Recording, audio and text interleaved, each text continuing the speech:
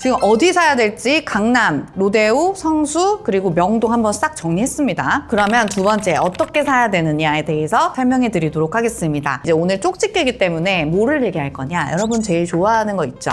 뭐예요? 싸게 사는 거. 여러분, 자고로 투자는 가장 중요한 건 싸게 사는 겁니다. 금매를 잡는 방법에 대해서 알려드릴 거예요. 자, 첫 번째, 금매라고 하는 거의 정의는 뭘까요? 싸게 나온 물건인데 싸게 나오는 이유가 뭘까요? 바로 사야 되는 물건. 무슨 사요? 상속, 증여, 망함 이슈. 그리고 최근에는 뭐 이런 것도 있었어요.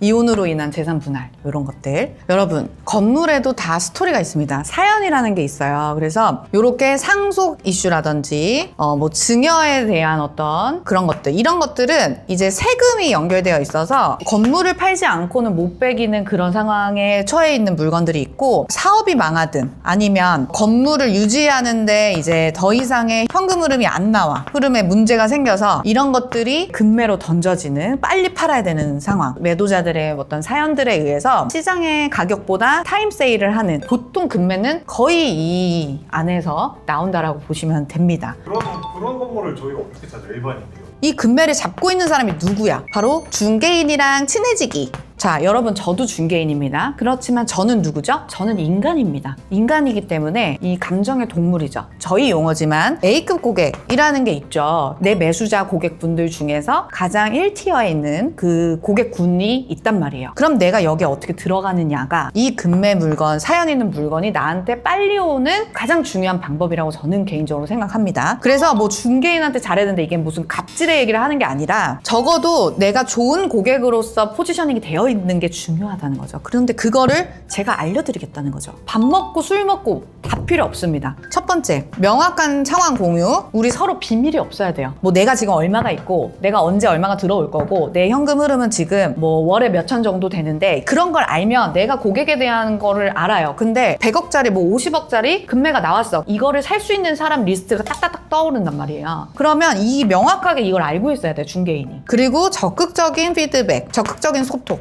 적극적으로 물건에 대한 거 피드백 하시고, 임장 다녀오셨으면 임장 다녀온 것도 알려주시고, 그리고 물건에 대한 평가도 편하게 해주시고, 그렇게 하면서 계속 중개인이랑 이 딜링에 굉장히 적극적으로 참여한다라는 느낌을 줘야 된다, 중개인한테. 요러고 두 개는 굉장히 중요해요. 이거 안 하시는 분들 많아요. 이거는 해도 이거 안 하시는 분들 많거든요. 근데 정말 좋은 물건이 나왔어. 그러면 이 좋은 물건은 금방 계약이 된단 말이에요. 그러면 나도 마음이 조급해, 중개인도. 그러면 명확하게 이거를 정말 바로 결정할 수 있는 사람이 누구인가를 정말 고민해서 브리핑 한단 말이에요. 저는 A급이 나오면 거의 한 명 아니면 두 명한테밖에 브리핑 안 합니다. 왜냐면 소문 날까봐. 그걸 알려면 반드시 이거 하셔야 돼요. 명확한 자산에 대한 현황에 대해서 공유하셔야 됩니다. 이거 중요해요.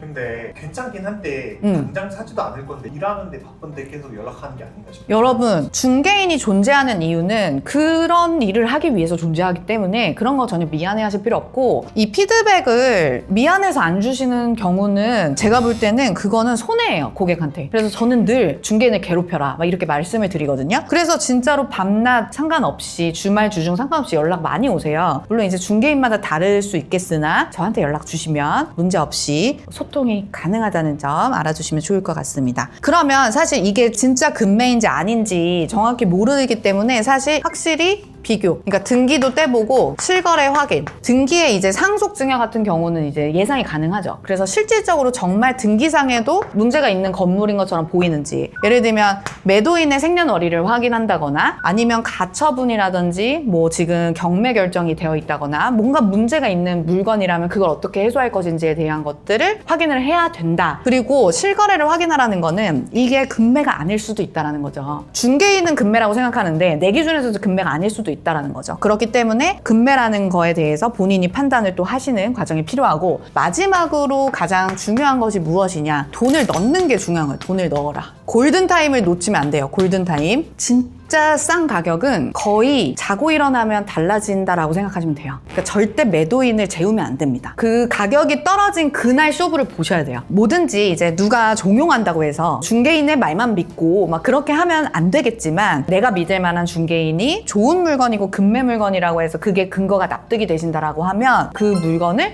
반드시 잡아야 된다. 그러니까 그 잡는 것까지가 금매 잡는 법의 마무리라는 거죠. 근데 선생님 근데 그러면 조금만 더 쌌으면 좋겠는데 음, 그러면 살 용기가 없어요. 그럼 어떻게 해야 돼요? 그래도 이제 그런 본인의 의사도 중개인한테 말해야 돼요. 아, 이거 오케이. 금매인 거 알겠는데 솔직히 난 여기서 더 깎으면 살 수 있을 것 같아요 라고 말씀하세요. 그러면 중개인이 딜을 보겠죠. 근데 정말로 안 내려오는 가격이면 중개인도 얘기를 하겠죠. 이거 이 가격 아니면 이거 이 가격에 지금 줄 서 있다. 이런 말씀 많이 들으셨을 거예요. 그러니까 이게 소문나기 시작하면 가격 오르는 건 한순간이거든요. 그래서 그 타이밍에 맞게끔 이 최전방에서 딜을 하는 사람의 현장감에 대해서도 명확하게 캐치를 하시고 조금이라도 내고가 가능하다면 당연히 해야 된다고 생각하지만 내고하다가 놓치는 거는 후회할 수 있다.